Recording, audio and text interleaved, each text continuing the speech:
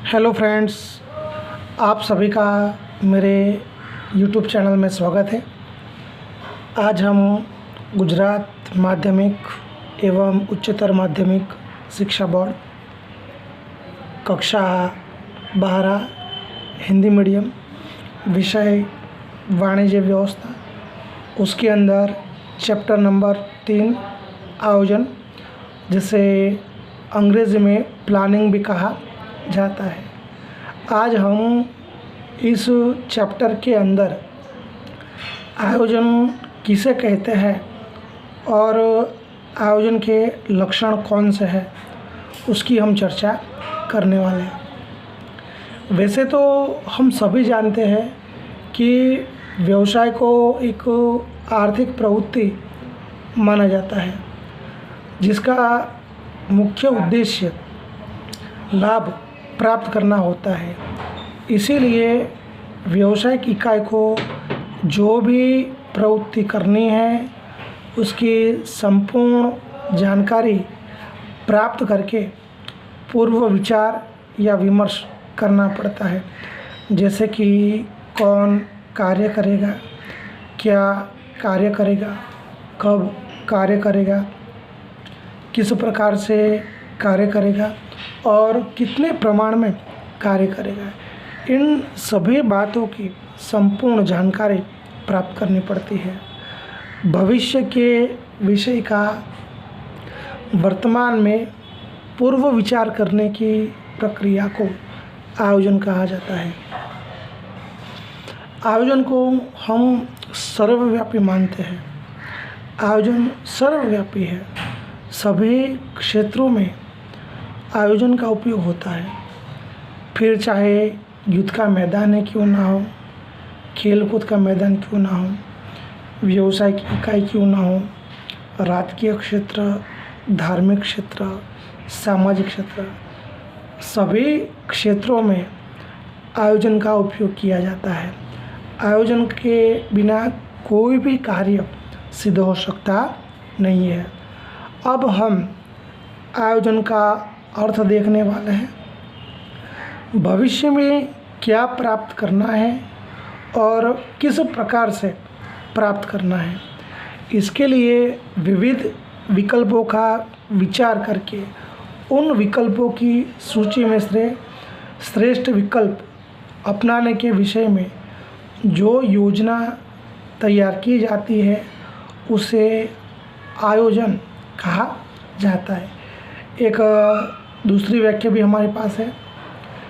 व्यवसाय में जो प्रवृत्तियाँ करनी हो, उससे संबंधित जानकारी को एकत्र करना, पूर्व विचार विमर्श करना और यह प्रवृत्ति किस प्रकार से करनी है, उससे संबंधित योजना यानी कि आयोजन। और भी कुछ परिभाषाएं दी गई है, हम उसके बारे में भी जानने का प्रयत्न करेंगे। डॉक्टर बिली गोएट्स के मत अनुसार आयोजन का कार्य अर्थात चुनाव का कार्य, तो बिली गोएट्स का मानना है कि चुनाव के कार्य को आयोजन कहा जाता है। जॉर्ज टेरी के अनुसार आयोजन अर्थात परिणामों का पूर्व विचार, कार्य को अनुसरण करने की नीति, सोपान और उपयोग की जाने वाली पद्धति निश्चित करना। एक और भी व्याख्या यहाँ पे दी गई है। लक्ष्य को पूर्ण करने के लिए बुद्धिपूर्वक रचित सूचित कार्यक्रम यानी कि आयोजन। तो हमने यहाँ पे आयोजन की कम से कम 5 जितनी व्याख्याएं आपके सामने रखी है। आपको उसमें से जो भी व्याख्या याद रहे वो याद करने का प्रयत्न करना है। अब हम आयोजन के लक्षणों की चर्चा करने वाले हैं। सबसे पहला जो लक्षण है वो है सर्वव्यापक। आयोजन सर्वव्यापक है। आयोजन प्रत्येक क्षेत्र में हमें देखने को मिलता है। कोई भी क्षेत्र ऐसा नहीं है जहाँ पे हमें आयोजन देखने को ना मिलता हो, चाहे वो राजनीति का क्षेत्र हो, शिक्षा का क्षेत्र हो, धार्मिक क्षेत्र हो, सामाजिक क्षेत्र हो, कृषि का क्षेत्र हो, देश की अर्थव्यवस्था का क्षेत्र हो, चाहे व्यावसायिक इकाई का क्षेत्र हो, चाहे संरक्षण क्षेत्र हो। आयोजन का उपयोग सभी क्षेत्रों में किया जाता है और आयोजन के द्वारा ही हम जो उद्देश्य होते हैं उस उद्देश्य को सिद्ध कर सकते हैं। इसीलिए हम आयोजन को सर्वव्यापक कह सकते हैं। आयोजन सभी क्षेत्रों में फैला हुआ है, सभी क्षेत्रों में उसका उपयोग किया जाता है। दूसरा लक्षण है सर्वप्रथम कार्य। आयोजन को संचालन का सबसे पहला कार्य माना जाता है। संचालन की शुरुआत आयोजन के कार्य से ही होती है। अगर आप संचालन का कार्य करना चाहते हो तो उसके लिए सबसे पहले आपको आयोजन का कार्य करना पड़ता है।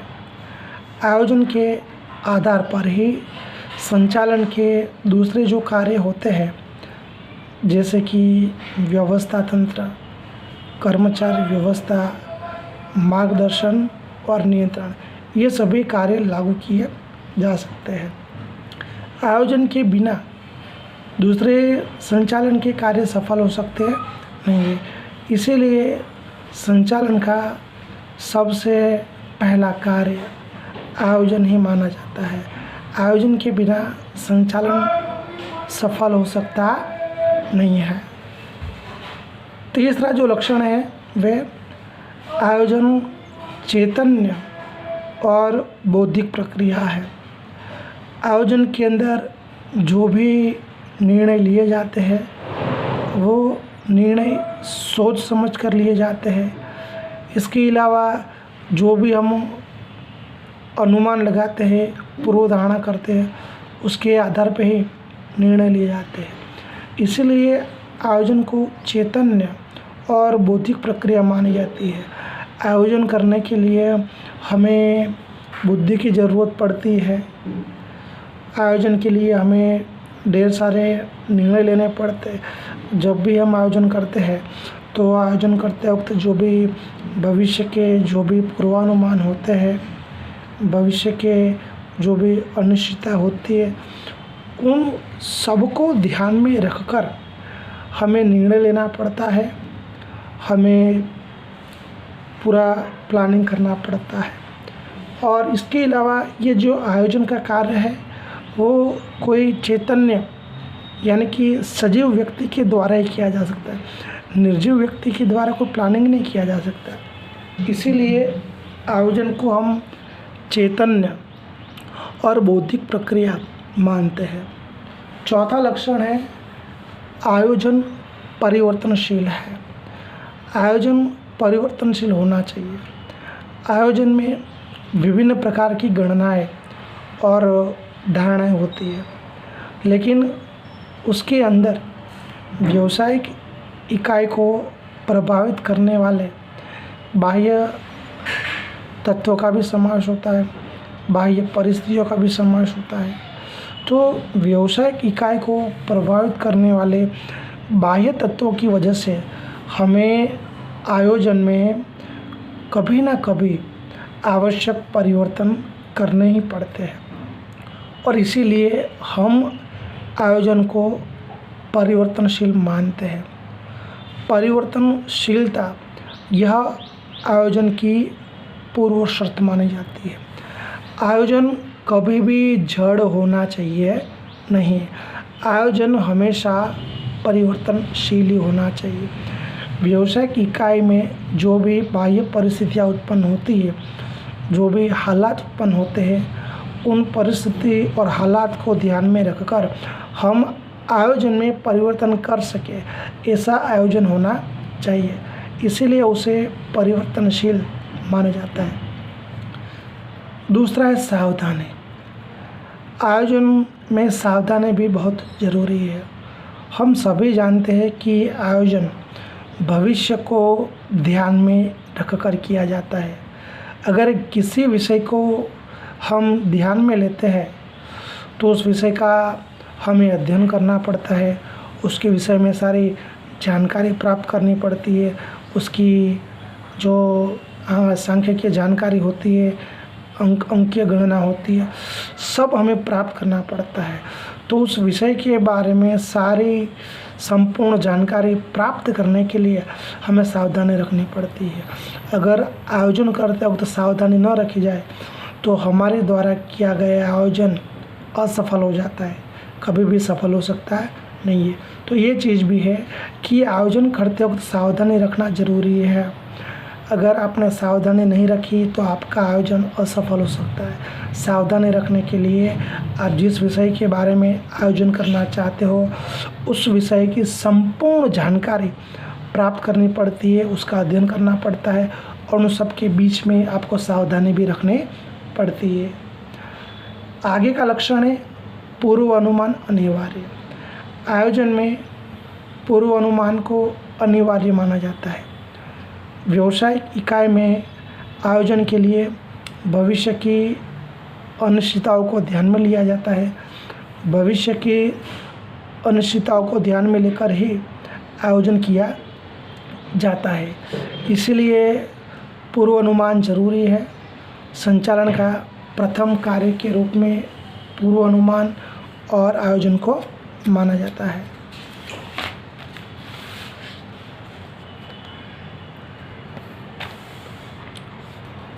इसके बाद आगे का लक्षण है विकल्पों की सूची। आयोजन किसी भी क्षेत्र का हो उसमें हमें विविध प्रकार की योजनाएं बनानी पड़ती है। उसमें विभिन्न प्रकार के विकल्प होते हैं, जैसे कि भविष्य के लिए विक्रय वृद्धि की योजना बनाना चाहते हैं तो विक्रय वृद्धि की योजना बनाने के लिए हमारे सामने अनेक विकल्प उपलब्ध हो सकते हैं, जैसे कि विज्ञापन में वृद्धि करके, वस्तु के मूल्य में कमी करके, विक्रय कर्मचारियों को प्रशिक्षण देकर, या तो विक्रय वृद्धि के लिए आकर्षक प्रस्ताव देकर।